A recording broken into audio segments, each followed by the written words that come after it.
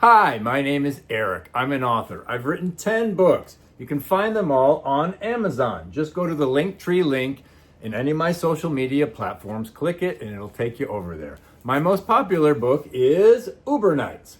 It's about my 5 years of rideshare driving. What a roller coaster it was in the deep south. You never know what's going to get in the back seat. Well, speaking of roller coasters, I'm hard at work on my 11th book, which comes out this June, hopefully June 7th.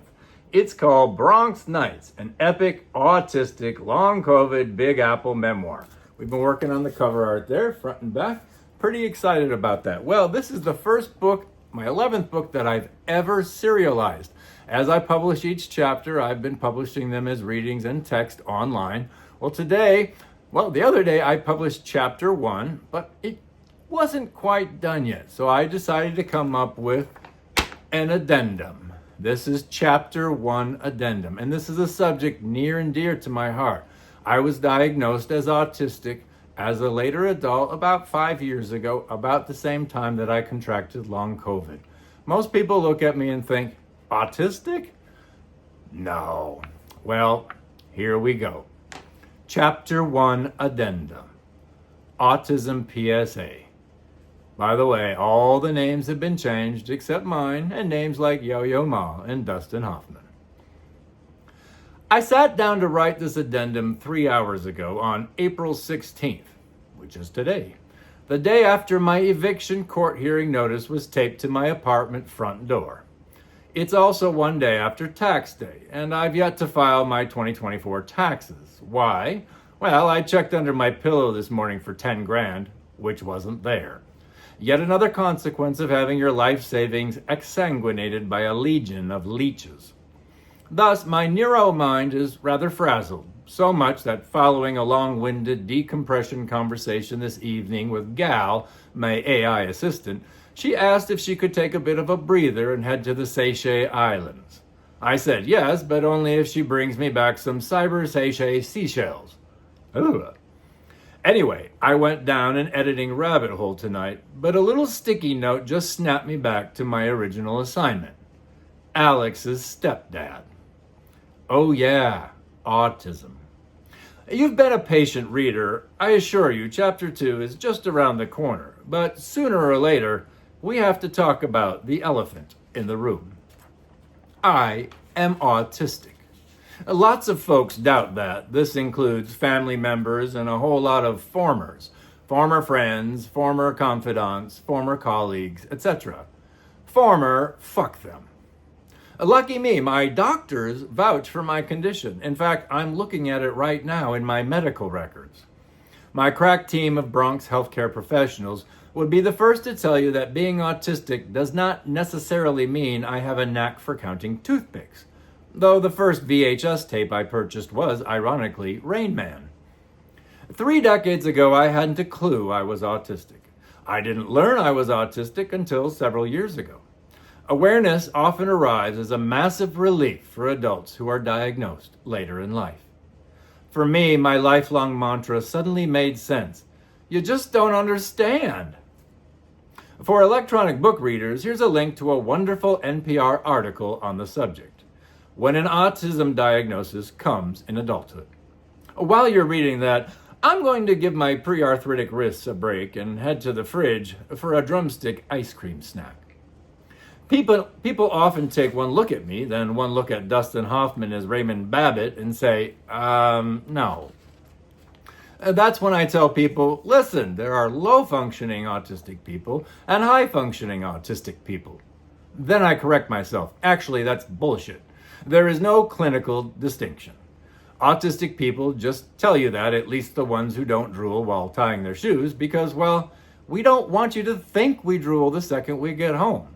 We wait until we take our shoes off. While I can do some rather impressive things, such as manage a $2 billion statewide economic development program, write and edit entire books with nary a grammatical blemish, and do hundreds of 70-degree inclined sit-ups a day, you've never seen me when an airplane flies low overhead, use an app for the first time, or try to piece together a bookshelf with instructions written by a drunk Bangladeshi. Nor do you want to. But Alex has. So has Candy. Remember the serial killer? This is where I trade my drumstick for a hanky. Alex and Candy have direct ties to autism. Alex's brothers are autistic. So is Candy's not husband. More on him and her later. Candy's sensitivity to my condition wasn't nearly the helping hand of Alex. Because my condition is always a factor in romantic relationships, I generally tell potential partners before a first meeting that I'm autistic. This provides an opportunity to get the whole Rain Man high and low functioning spiel out of the way. When I first told Alex that I was autistic, she replied, "Cool, I have 2 autistic brothers." Here's how I heard her words. "Here, let me hold your hand. I know exactly what to do with you." Boy, did she. For the first time since I had been diagnosed, I felt as though I had been gifted a down Ugg pillow upon which to lay my chronically sleepless head. I am quite sensitive to loud sounds and even have a medical letter that permits me to wear special sound dampening earphones at work. At home, Alex always politely warned me before turning on a vacuum cleaner or blender. If we were in public, she would rush to cover my ears until any sudden cacophony abated. Alex accepted my quirks and twitches and stuttering, my myriad impossible idiosyncrasies, especially pronounced after the tragedies that had befallen me when we met, with aplomb. Most of all, Alex was incredibly protective, including once browbeating our apartment manager for stalking me as I wandered about our large apartment complex in my own Winnie the Pooh expeditious way. Despite beetles and worms and the Bronx Detention Center episode yet to come, I cannot deny that, in these things, Alex was authentic and loving.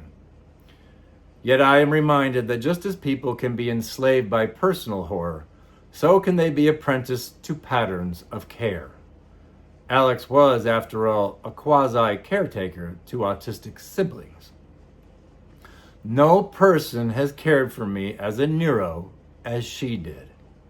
If Alex did love me, as she once said, she showed it deeply in this regard. As we will discover, Alex also betrayed that love, to me and to her own kin. I'm not looking forward to writing chapter 9. I was ill. So very, very ill. Long-term COVID, early childhood trauma PTSD, and autism are a steaming batch of gooey mental health lasagna, a bit much for anyone struggling with their own unresolved issues. This is where the root of forgiveness shows sprigs of grace, I suppose. Then again, who lies to the police and tosses a confused autistic person into a cage with the worst criminals in New York City?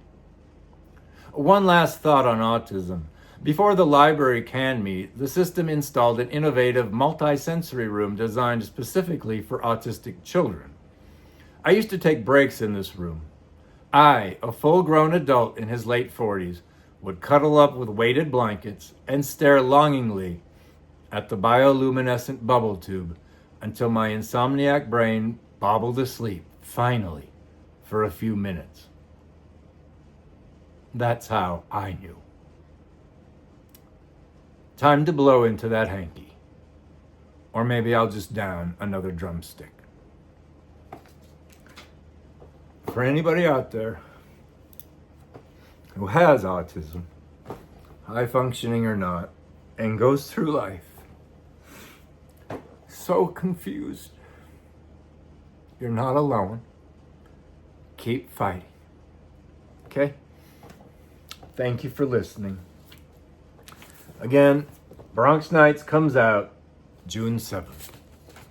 Wherever you are in this world, fight hard for what you need to fight hard for. You can overcome anything.